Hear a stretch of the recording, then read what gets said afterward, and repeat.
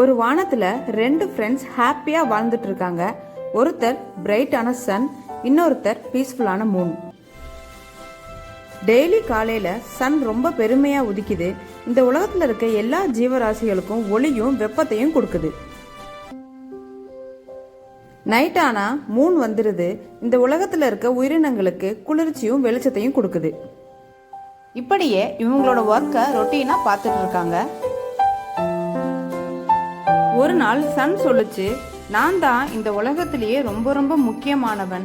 நான் இல்லைன்னா எந்த ஒரு ஜீவராசியும் உயிரோட இருக்க மாட்டாங்கன்னு சொல்லுச்சு. இதை கேட்டுக்கிட்டே இருந்து மூன் சொல்லுச்சு, நீ சொல்றது உண்மைதான். ஆனா நான் இந்த உலகத்திற்கு குளிர்ச்சியை கொடுக்கிறேன். இந்த உலகத்துல இருக்க ஜீவராசிகள் எல்லாம் ஓய்வெடுக்கவும் அவங்க கனவு காணவும் உதவி செய்றேன்னு சொல்லுச்சு. யார் முக்கியம்னு தெரிஞ்சுக்க அவங்களோட ரோலை மாத்திக்கலான்னு முடிவு பண்ணாங்க. அதாவது சன் வர நேரத்துல மூணும், மூன் வர நேரத்துல சன்னும் மாத்திக்கலான்னு முடிவு பண்ணிருக்காங்க. நைட் டைம்ல சன் வந்தனால மனிதர்களும் விலங்குகளும் தூங்காம ரொம்ப டயர்டா ஃபீல் பண்ணாங்க. ஆந்த இறை தேடி வேட்டையாட வெளியில போக முடியல. பகல் நேரத்துல மூன் வந்தனால தாவரங்களுக்கு ஒளி கிடைக்காம வளரவே இல்லை. இந்த உலகம் ரொம்ப குளிர்ச்சியாவும் மங்கலாவும் இருந்துச்சு. இதனால ஜீவராசிகள் எல்லாமே ஒரு குழப்பத்துல இருந்தாங்க.